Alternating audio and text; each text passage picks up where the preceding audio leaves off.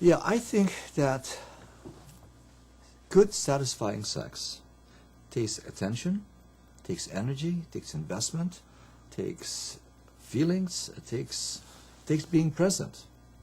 Being present. Tell the audience what you mean by being present so that they understand. Being present means being in contact with the person. There's a difference between having sex and making love. And making love is like being on a different planet compared to just having sex.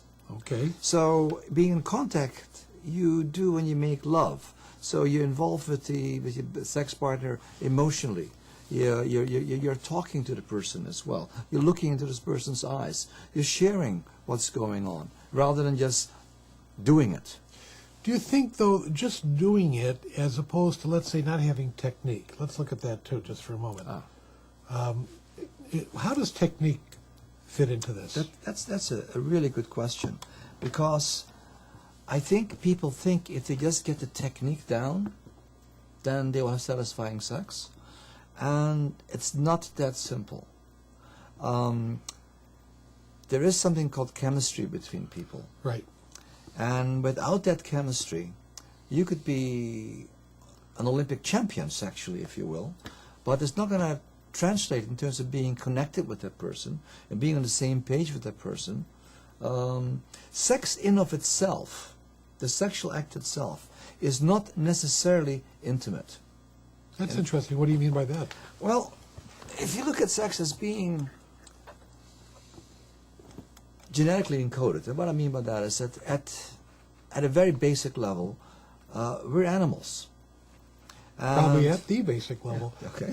But a lot of people have trouble because calling it that because they think it's kind of putting yourself down. By the way, they spelled my name wrong.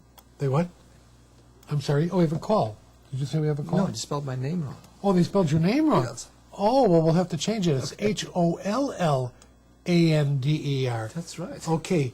It's not Hollander. That would make you Germanic. It's Hollander, which makes you Dutch. That's right. Okay. We'll change that.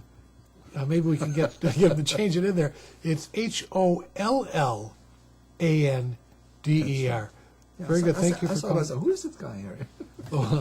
I wasn't even looking at that. That's Thank okay, you for that's calling okay. that to our attention. But anyway, so we at our base level we're animals. Yes. And so we have drives. And one of the drives that all life has, including plants, is the Yes. drive to propagate. Right. The drive to have children. Right. And interestingly, on a higher level perhaps, this drive is some kind of an insurance that through propagation we live on. Right. Which makes sense. So therefore it's a very powerful drive. Right. Without it, none of us would be here. So this is programmed into us. Right. And if you look at, I think we all are familiar with like a dog being in heat. Every kid in the schoolyard is. And then the male dogs just can't stay away from this dog gets in heat, right? And always around recess, the boy and the girl would get stuck together, and all the kids would be laughing. That's right. And they didn't know exactly why they were laughing, but it was amazing. Yeah. And trust me, love didn't drive that. See, that's an animalistic drive that's encoded into the animals. Right. And we have the same thing. That makes it possible for us to have sex. Now, Well, I just want to ask one question in between, though. What is love, then? love is a many splendored thing.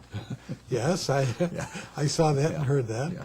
But what is love? What do you? At least you know what. You don't have to really know the answer, but we'd love your expert opinion. Okay. All right. And so, don't feel that you have to solve the world's problems with the answers to these questions. What do you think love? Well, I don't think I can solve because I think love is rather individual. Okay. But from a psychological, technical perspective, Yes. maybe, I think to be in love is to be in a very neurotic state of mind. Now, Interesting. Let me explain a little bit. I was raised in Indonesia Okay. as a little boy, and there was an unspoken law on the books there. Yes. Which is kind of interesting because I see people these days, and it still applies there. And the law was this, that when a person was found to be in the state of being in love, Yes. they were forbidden from making decisions and signing contracts until they got over it. So, Boy, as a lawyer, I would love that law. so Well, we'd have some more litigation on that than anything else. That would be wonderful. Okay, but go ahead. you get the idea. Yes, of course. The idea is that it's such a crazy state that we see only the object of our love, and we are besotted with this particular person or the object of our love, and we can see no wrong, we can do no wrong, and we just ride that wave, and that is kind of like the blind leading the blind a little bit. So, but I think it's a marvelous state to be in as So well. love is a marvelous and comfortable state of insanity. Absolutely, and insanity Okay. is a good description of it. Okay. Yeah, it's, All right. it's a crazy state, but it's a desirable crazy state. Right. We all want to be in love. Yeah. Now, then there's a difference between in love and then loving someone. All right. Tell Yeah. the audience the difference. So in love is the crazy part. The loving part is the more caring, considerate, respectful. Also, desire is in there, and it has a very non-selfish quality to it. What you're sort of describing seems to me a little bit to be the type of love, let's say, that a parent has for a child, the mother holding the baby, and you always see the newborn baby in the mother's arms, so they look down, and even the baby may be looking up at the mother, and that sense of contact that's taking place. That's sort of like that. Of course, there's no sex involved in that, but there is that caring, loving, affectionate kind of a thing that you see with a parent and a child. Absolutely, absolutely. And it's interesting you brought that up, because when we seek our mates in life, what we really seek is the replication of that unconditional acceptance, of Right. unconditional love, that you Right. can do no wrong, and even if this has been wrong, yeah, you'll be naughty, but they will still love you. Right. And marriages are kind of like that. Now that's love. That's not lust. Right. That's not being in love. That's love. That's something entirely different than lust and physical insanity. Yeah. And it has one particular quality that I think is important to point out, and that is that kind of love requires no return. What I mean by that is to be able to experience loving someone like that is in of itself its own reward. In other words, the person in love doesn't have to be loved back. It's enough for the mother to love her child and feel that wonderful contentment that comes from having that object, that baby, to love. Absolutely. It's kind of like, sometimes you can experience a great piece of music, and you just experience it fully and let it in, and it's complete. And certainly great literature talks about that type of love. They talk about that. They tend to diminish in most literature the sexual aspect of it, and talk about love on that level, that ability to connect to someone, that the swept off the feet love and an adoration, and how Romeo and Juliet killed themselves Right. over each other. There was nothing sexual about their relationship, that at least that Shakespeare wrote about, Right. and yet they died for each other. Right. But just because it wasn't sexual doesn't mean it wasn't sensual. Of course. Yeah. And I think a lot of people confuse that as well.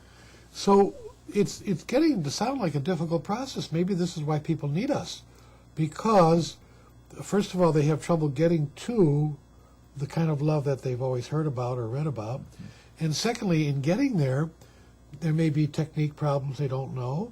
Yes. And third, not only there are technique problems, but then there's the issue of expectations, and I'll never be good enough, which may relate to their parenting, again, which may have been bad.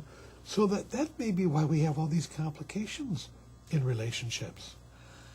Yes, relationships are very complicated, and there's a couple of reasons for it. Probably more than a couple. I think that, and this may not be true in other places in the world, but in America, this happens a lot.